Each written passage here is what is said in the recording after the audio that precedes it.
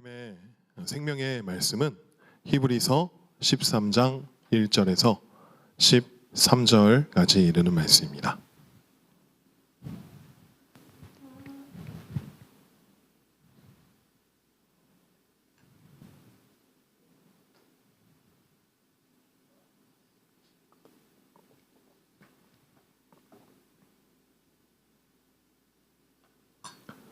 히브리서 13장 1절에서 13절까지 이르는 말씀, 우리 같이 함께 한 목소리로 합독하도록 하겠습니다. 형제 사랑하기를 계속하고 손님 대접하기를 잊지 말라. 이로써 부지 중에 천사들을 대접한 이들이 있었으느니라. 너희도 함께 갇힌 것 같이 갇힌 자를 생각하고 너희도 몸을 가졌은즉 학대받는 자를 생각하라. 모든 사람은 결혼을 귀히 여기고 침소를 더럽히지 않게 하라. 음행하는 자들과 간음하는 자들을 하나님이 심판하시리라. 돈을 사랑하지 말고 있는 바를 족한 줄로 알아. 그가 친히 말씀하시기를 내가 결코 너희를 버리지 아니하고 너희를 떠나지 아니하리라 하셨느니라. 그러므로 우리가 담대히 말하되 주는 나를 돕는 이시니 내가 무서워하지 아니하겠노라. 사람이 내게 어찌하리요 하노라. 하나님의 말씀을 너희에게 일러주고 너희를 인도하던 자들을 생각하며 그들의 행실의 결말을 주의하여 보고 그들의 믿음을 본받으라. 예수 그리스도는 어제나 오늘이나 영원토록 동일하시니라.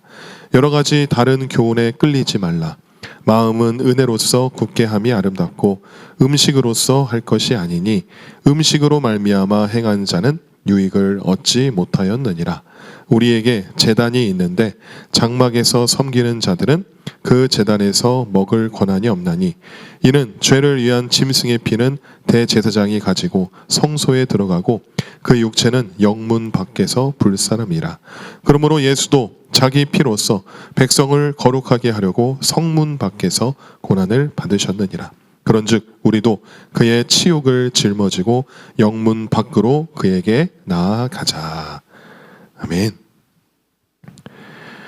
네, 오늘 이 시간에는 히브리서 13장 1절에서 13절의 본문 말씀을 통해서 우리의 삶으로 드리는 예배라는 제목으로 함께 은혜를 나누기 원합니다. 우리가 예배라고 이렇게 생각을 하면 가장 먼저 떠오르는 것이 찬양을 부르고 기도를 하고 이 말씀을 듣고 그러한 보편적인 생각을 가질 수가 있습니다. 여지없이 이 찬양하고 기도하고 이 말씀 듣는 거 이런 것들이 모두 소중한 예배입니다. 하지만 성경은 우리에게 한 걸음 더 나아가서 우리에게 말씀하고 있습니다. 과연 우리가 교회에서 예배를 마치고 나가는 순간, 교회 문을 열고 나가는 순간 우리의 예배는 계속 되어지고 있는가? 오늘 이 본문 말씀에서는 이 예배의 방법, 형식 등을 설명하지 않습니다. 제사의 순서, 이 찬양의 방식도 말하고 있지 않습니다. 대신 이렇게 말씀하고 있습니다. 형제를 사랑하라. 나그네를 대접하라. 고난받는 자를 기억하라. 거룩을 지켜라. 돈보다 하나님을 신뢰하라. 이것들의 공통점은 이게 바로 이 교회 밖에서 가능한 일인 것이고 우리에게 말씀하는 것은 이 공예배 시간이 끝나서 예배가 이제 마쳐지는 것이 아니라 그 예배가 이제 끝난 것이 아니라 우리의 삶이 다 예배다라는 것을 상기시켜주고 있는 것입니다. 우리가 일주일에 168시간을 보내게 됩니다. 어떻게 그 168시간 중에 주일날 예배 드리는 우리 공예배는 이제 한 예배 때 한 2시간씩 드리고 있는데 어떻게 주일 예배 2시간으로 이 예배가 완성될 수 있겠습니까? 우리는 종종 예배를 하나님께 드리는 이 시간으로만 생각할 수 있습니다. 하지만 성경은 예배를 하나님 앞에서 살아가는 이 태도로 우리는 설명할 수 있습니다. 우리가 새벽 예배를 통해서 계속적으로 히브리서를 살펴보고 있습니다. 히브리서는 예수 그리스도가 누구이신지를 가장 깊이 설명하는 성경입니다. 그분은 천사보다도 뛰어나시고 모세보다 크시며 아론보다 완전한 대제사장이십니다. 그리고 믿음장으로 불리는 히브리서 11장 1절에는 믿음의 정의를 이렇게 말합니다. 믿음은 바라는 것들의 실상이요 보이지 않는 것들의 증거니. 이 믿음을 우리가 그렇게 우리에게 말씀으로 정의해 주는 것으로 끝나는 것이 아니라 13장에 와서 그 믿음이 우리의 삶 가운데에서 어떻게 나타나고 있는가라는 것입니다. 그래서 어떻게 보면 오늘 이 13장의 말씀은 우리의 그 믿음의 체크리스트라고도 볼 수 있습니다. 첫 번째, 우리의 믿음은 이 공동체 안에서 검증이 됩니다. 1절 말씀에 형제 사랑하기를 계속하고 라고 했습니다. 형제를 사랑하라가 아니라 그렇게만 말하는 것이 아니라 사랑하기를 계속하고 라고 했습니다. 우리가 이제 사랑에 관하여서는 다들 여기 있으신 분들은 경험하셨을 거라 믿습니다. 결혼도 다 하셨기 때문에 이 사랑은 이 처음에 이 불타오르고 쉽게 다가오지만 이게 오래 가면 어떻겠습니까? 저는 아직 신혼이라 아주 오래는 해보진 않았지만 20-30년 넘게 하신 성도님들은 그 사랑의 그 지속성이 어떻게 된지는 궁금하긴 합니다. 익숙해지고 묻어내지고 오래 가면 어려워지는 게 사실입니다. 남녀 간의 사랑, 그리고 형제가 형제를 사랑하는 지체들 간의 사랑. 이 사랑은 이 감정도 중요하지만 이 지속적인 것도 역시 중요합니다. 교회에 대해서 누군가 이렇게 이야기합니다. 교회는 이 사랑이 자동으로 되는 것이 아니라 사랑을 포기하지 않기로 선택하는 사람들의 공동체라는 것을. 포기하지 않고 변하지 않는 그 사랑의 원동력이 어디서 나오겠습니까? 그것은 바로 믿음입니다. 예수 그리스도의 십자가의 그 사랑을 믿는 그 믿음인 것입니다. 그래서 예수님의 그 사랑을 간직한 사람은 형제 사랑하기를 계속 할 수 있습니다. 즉 믿음은 이 사랑을 멈추지 않게 하는 것입니다. 내가 늘 예수님을 묵상하고 예수님을 떠오르면 예수님이 나를 위해 십자가에 죽으시고 부활하신 그 십자가의 사랑을 내가 날마다 그것을 보고 느끼고 또한 그 말씀으로 계속 성령을 통하여서 우리 안에 계속 그 사랑이 거한다면 나 역시도 주님께 받은 그 사랑을 형제에게도 지체들에게도 그 사랑을 실천할 수 있는 그 힘이, 그 믿음이 생긴다는 것입니다. 그리고 2절에서는 손님 대접하기를 잊지 말라라고 했습니다. 여기서 이 손님은 누구를 말하는 것일까요? 나에게 유익을 주는 사람? 나와 비슷한 사람? 그런 사람이 손님으로 온다면 좋겠지만 내가 지금 집에 너무 피곤하고 정말 쉬고 싶고 집안도 엉망이고 시간도 없는데 찾아온다는 그 손님이 있다면 나에게 부담이 되는 사람, 또한 나와 다른 사람, 내 시간을 빼앗는 사람이 바로 이 2절에서 말하는 이 손님인 것입니다. 창세기 18장에 보시면 아브라함 앞에 이 사람 셋이 나타나죠. 이 성경은 처음부터 그들을 이 천사라고 말하지 않습니다. 아브라함 역시도 그들이 정확히 누군지 알 수 없었습니다. 그렇기 때문에 아브라함은 그들이 단지 낯선 나그네 세 사람으로 파악했습니다. 중요한 것은 아브라함이 그들이 누구인지를 알았느냐가 중요한 것이 아니라 그들을 어떻게 대했느냐가 중요한 것입니다. 아브라함은 계산하지 않았습니다. 이들이 나에게 도움이 될 사람인가? 내가 이들을 도우면 내가 얻을 수 있는 유익이 무엇인가? 아니면 내가 이 사람들을 거두지 않고 내가 그냥 그들을 거부한다면 내가 손해가 될 사람인가? 라는 것을 전혀 따지지 않았다는 것입니다. 아브라함은 그들을 하나님 앞에 서 있는 그 마음으로 대하였습니다. 그렇게 하니 아브라함은 자기도 모르는 사이에 그 천사를 대접하게 된 것입니다. 본문 이 13장 히브리서 13장 2절 말씀에 천사를 대접하라고 하지 않고 손님 대접하기를 잊지 말라라고 말하지 않았습니까? 즉 믿음은 이 천사를 알아보는 이 특별한 영적 능력이 아니라 이 모든 사람을 하나님 앞에 대하는 태도라는 것입니다. 우리가 모든 사람을 하나님 앞에 대하는 태도로 하라. 우리가 이 내용을 보면 이 떠오르는 말씀이 또 있지 않습니까?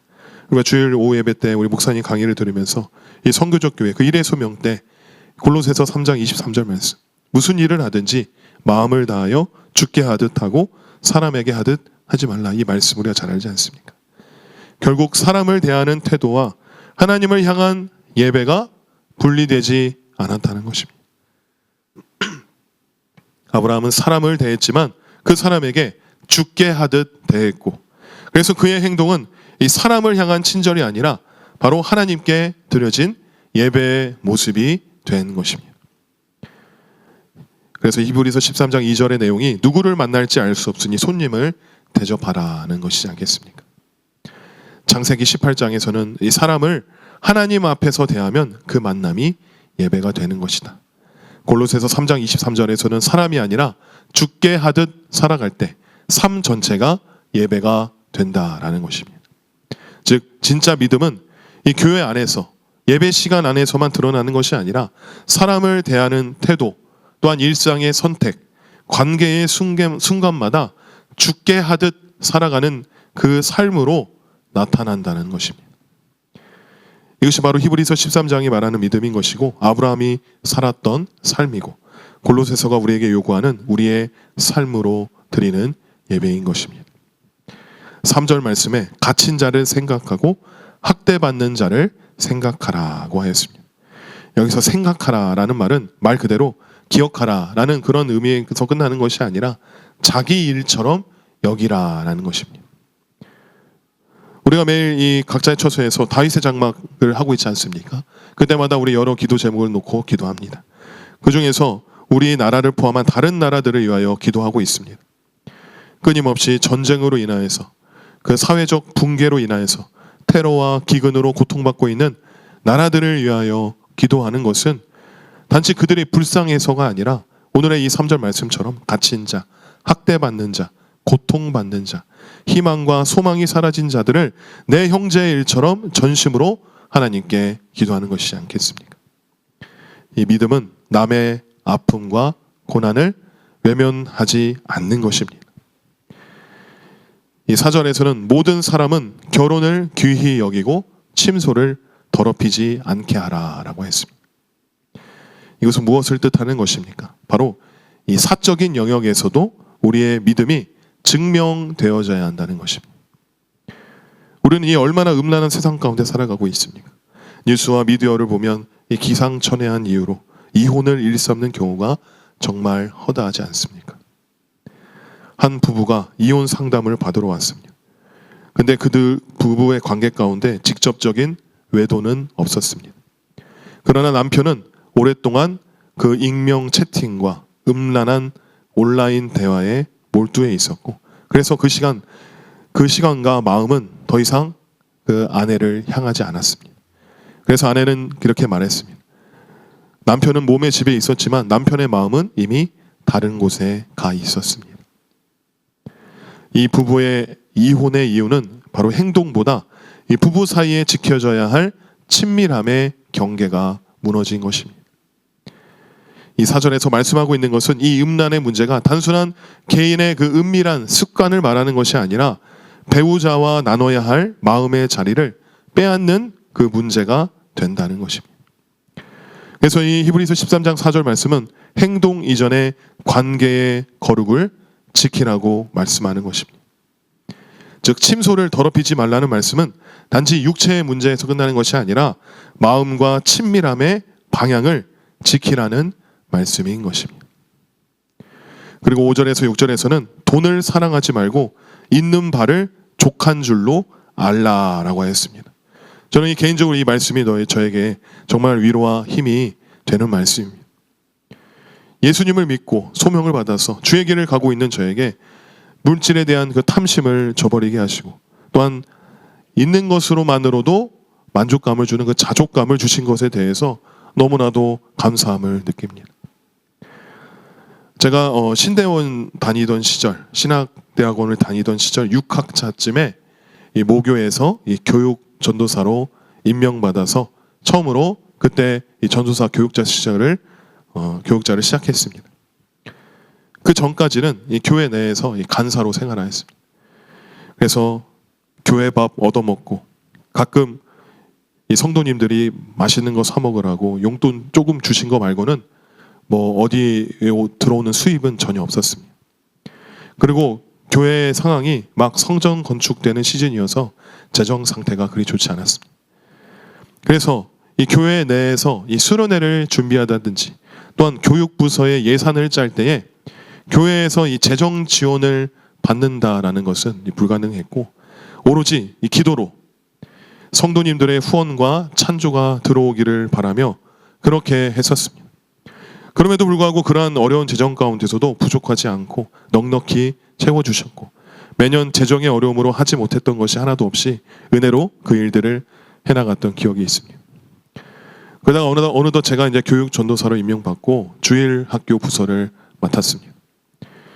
어느 날 이 담임 목사님께서 이제 어엿한 교육제인이 사례비를 받아야지 라고 말씀하시면서 한 달 뒤에 바로 이 사례비를 주셨습니다.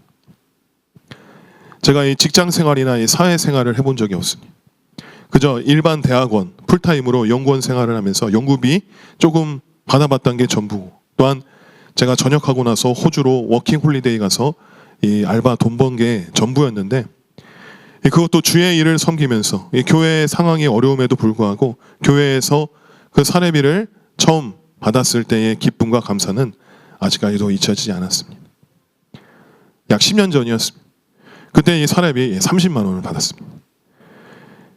그 당시 이제 신대원을 다녔기 때문에 등록금은 아버지가 보태주셨고 왔다 갔다 여기 당정역에서 이제 군산까지 왔다 갔다 하는 이 차비, 핸드폰비 이런 거는 동생이 내줬고 나머지 기숙사비, 식비 이런 거는 이 신대원에서 이 장학금으로 충당하던 시절이었습니다. 그래서 그 사례비 30만 원을 할 수 있는 것은 별거 없었습니다. 하지만 이 사람이 이렇게 밑바닥에서부터 아무것도 바라지 않는 그런 상태에서 차츰 이 성장해 나가는 그 과정이 얼마나 은혜인지 모릅니다. 그래서 그 첫 사례비를 받고 나서 하나님께 너무 감사해서 이 첫 열매는 하나님께 드려야 함을 지켜야 함을 다짐하며 곧바로 감사헌금을 드렸던 기억이 있습니다. 다른 친구들은 첫 직장에 나가서 뭐 첫 월급 뭐 몇백만 원을 그렇게 첫 열매를 드렸지만 저는 그 30만 원으로 비교적 싸게 가볍게 그렇지만 가볍지만은 않은 그런 감사의 헌금을 드렸습니다. 그때 당시 신대원에서 다른 전도사들이 물어봅니다. 교회에서 사례비 얼마 받냐? 난 30만 원 받는다. 그리고 첫 열매로 드렸다. 아니 다른 전도사들이 저에게 당장 그 교회 나가라고. 무슨 북한 교회도 아니냐. 사실 주의 종이라는 것이 돈을 보고 따라가는 것이 아니라 하나님께서 인도하심에 순종하며 나가는 것이 않습니다. 다른 큰 교회들은 등록금도 내주고 전도사 사례비도 뭐 100만 원 넘게 주고 식비, 차비 등도 챙겨준다는데 30만 원 주고 그렇게 부려먹냐? 차비도 안 주냐? 별소리를 들었지만 전혀 아랑곳하지 않고 그저 이 부족한 종을 주님께서 써주심에 감사함으로 절대 동요되지 않았습니다. 그렇게 첫 해 30, 그 다음 연도에 40, 그 다음에 60, 그 다음에 80, 그 다음에 100 이렇게 제가 사례비를 받았습니다. 그러다가 이제 결국 목사 안수를 받게 되고 지금 이 자리까지 올 수 있게 된 것입니다. 이 본문 5절에서 6절에서 말하는 메시지는 돈의 액수가 중요한 것이 아니라 바로 누구를 의지하냐는 것입니다. 돈을 사랑하지 말고 있는 바를 족한 줄로 알라. 주님께서는 이렇게 약속하십니다. 마태복음 6장 31절에서 33절 말씀. 그러므로 염려하러 이르기를 무엇을 먹을까? 무엇을 마실까? 무엇을 입을까? 하지 말라. 너희 하늘 아버지께서 이 모든 것이 너희에게 있어야 할 줄을 아시느니라. 너희는 먼저 그의 나라와 그의 의를 구하라. 그리하면 이 모든 것을 너희에게 더하시리라. 아멘. 예수님은 이 소유를 부정하지는 않으셨습니다. 하지만 이 소유를 목적 삼는 삶을 경계하셨습니다. 믿음은 없어도 괜찮다가 아니라 하나님이 아신다라는 확신입니다. 믿음은 이 돈을 가지지 않는 것이 아니라 돈이 없어도 흔들리지 않는 그 이유를 가지는 것입니다. 사랑하는 성도 여러분, 우리의 믿음은 바로 예수님을 중심에 두어야 합니다.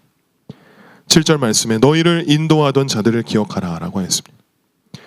말씀을 따라 살다 간 사람들, 손해를 보면서도 예수를 놓지 않았던 사람들, 그리고 끝까지 믿음을 지킨 그 믿음의 선진들. 왜 끝까지 그 믿음을 저버리지 않고 지켰던 것입니까? 그것은 바로 예수님은 목숨을 바치면서까지 끝까지 믿을 만한 분이셨기 때문에, 그래서 이들이 끝까지 그 믿음을 저버리지 않았던 것입니다. 바로 그들을 우리가 바라보라는 것입니다. 우리가 영화를 보러 갈 때 어떻습니까? 영화 다 끝나고 이제 크레딧 올라가면은 가는 사람이 있는 반면 끝까지 자리에 앉아 있는 사람들도 있습니다. 분명 그 영화를 사랑하고 그 크레딧을 통해서 영화를 제작한 사람이 누군가를 확인하는 사람도 있겠지만, 이 영화가 끝나면 어떤 영상이 있습니까? 바로 이 쿠키 영상이 있지 않습니까? 빨리 내려가서 주차장에 차를 빼고 나가야 하는데 바쁜데, 하지만 이 영상이 있다는, 쿠키 영상이 있다는 사실을 아는 사람은 그 마지막 쿠키 영상을 보려고 끝까지 남습니다. 그것은 무엇입니까? 이것은 다 끝나고도 쿠키 영상이 있다라는 그 사실을 듣고, 이 끝나고 영상이 하나 또 있어라는 그 믿음이 있기 때문에 그 믿음으로 끝까지 남아있는 것이 않습니까? 우리는 성경을 통하여서 믿음의 선진들이 행했던 그 말씀을 보며 우리는 바라봐야 하고 기억해야 할 것입니다. 예수는 끝까지 믿을 만한 분이다. 8절에 예수 그리스도는 어제나 오늘이나 영원토록 동일하시느니라 라고 했습니다. 영원토록 동일하신 분. 제 아내가 저에게 자주 하는 말, 오빠는 변했어. 네, 맞습니다. 사람은 변합니다. 상황도 변하고 마음도 변하고 영원할 것만 같던 사랑도 변하기 마련입니다. 하지만 예수님은 변하지 않으십니다. 어제의 은혜, 오늘의 동행, 내일의 소망. 우리의 믿음은 흔들릴 수 있습니다. 하지만 그 기초는 절대로 무너지지 않습니다. 왜 그 기초는 무너지지 않냐? 그 기초는 변하지 않는 예수님이기 때문입니다. 그래서 9절에 말씀합니다. 마음을 은혜로써 굳게 함이 아름답고. 우리를 강력하게 굳건하게 붙드는 것은 어떤 규칙이 아닙니다. 형식이 아니라, 지식이 아니라, 어떤 성품이 아니라 바로 은혜입니다. 이 은혜만이 믿음을 굳게 서갈 수 있게 해주는 것입니다. 그래서 이제 이 믿음을 가지고 예수와 함께 성문 밖으로 나가야 하는 것입니다. 10절 말씀에 우리에게 제단이 있는데 라고 했습니다. 이 제단이 무엇입니까? 바로 예수 그리스도의 십자가입니다. 세상에서는 십자가에 달리신 예수님을 바라보면서 십자가에 처형당한 루저, 실패자라고 말하지만 하나님은 구원이라고 말씀하신 자리입니다. 예수님은 거룩하고 안전한 그 중심 안에서 죽으신 게 아니라 12절 말씀처럼 성문 밖에서 고난을 당하셨습니다. 왜냐하면 우리가 죽어야 할 자리가 바로 성문 밖이었기 때문입니다. 그 자리에 우리가 있어야 할 자리였기 때문에 예수님께서 우리를 위해 대신 죽으신 것입니다. 그래서 13절에 말씀합니다. 그런즉 우리도 그의 치욕을 짊어지고 영문 밖으로 그에게 나아가자. 우리가 늘 간직하고 빼앗기지 말아야 할 믿음은 이 편안함을 선택하지 않았습니다. 이 믿음은 바로 예수님이 계신 그 방향을 선택하는 것입니다. 그 방향을 가는 데에 있어서 손해가 있고 오해가 있고 외로움이 있을 수도 있지만 중요한 것은 그 방향에는 예수님이 우리와 함께하고 계시고 성령님이 동행하시기 때문에 그 자리가 가장 안전한 것입니다. 사랑하는 성도 여러분, 오늘 히브리서 13장 1절에서 13장 말씀을 통하여서 하나님께서 우리에게 분명히 보여주신 것이 하나 있습니다. 예배는 예배당에서 끝나는 것이 아니라 예배당 문을 나서는 순간부터 시작된다는 것입니다.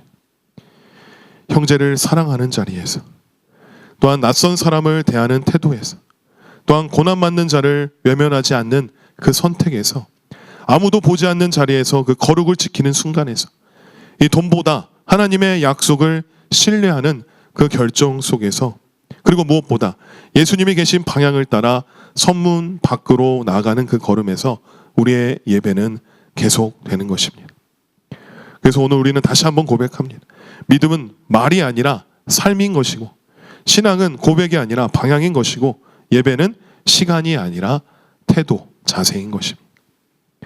우리는 완벽하게 살 수는 없습니다. 흔들릴 때도 있고 넘어질 때도 있습니다. 그러나 한 가지는 분명합니다. 예수님은 어제나 오늘이나 영원토록 동일하시고 그분의 은혜는 오늘도 우리를 붙들고 계신다는 것입니다. 그러므로 사랑하는 성도 여러분, 우리가 예배를 마치고 이 세상으로 돌아갈 때 이렇게 살아가시기를 소망합니다. 우리가 예배당에서 드리는 그 예배는 삶으로 흘러가지 않는다면 멈춘 예배가 되는 것입니다. 그러나 우리 26년도 표인 1분 게임은 바로 예배를 예배당 밖으로 끌고 나갈 수 있는 힘이 있습니다. 가정에서, 직장에서, 학교에서, 또한 우리 관계의 현장에서 1분간 1초만이라도 예수님을 묵상한 사람은 그 다음 행동이 달라지는 것입니다. 사랑하기가 쉬워지고 멈출 줄 알게 되고 찾을 힘이 생기고 정직을 선택하게 됩니다. 이것이 바로 삶으로 드리는 예배의 시작인 것입니다. 우리의 삶 가운데 예수님을 우리가 늘 묵상하고 예수님을 우리가 말씀을 통하여서 또한 예수님의 이름을 부르면서 예수님께 기도함으로 성령을 통해 예수님과 동행하는 그 삶을 살아가는 그 삶이야말로 우리의 삶 가운데 드려지는 예배인 것입니다.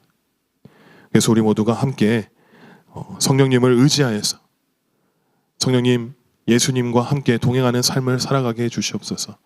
예배를 드리고 교회에서 예배를 드리고 예배 시간이 끝나면 내 시간, 내 세상이 되는 것이 아니라 그곳에서부터 또 시작되는 내 삶의 예배가 예수님과 함께 동행하는 삶이 될 수 있도록 성령님 도와주시옵소서라고 우리가 늘 항상 성령님을 의지하며 또한 그러한 삶을 살아갈 수 있는 저와 여러분들이 되시기를 주님의 이름으로 간절히 축원합니다. 아멘. 우리 시간 함께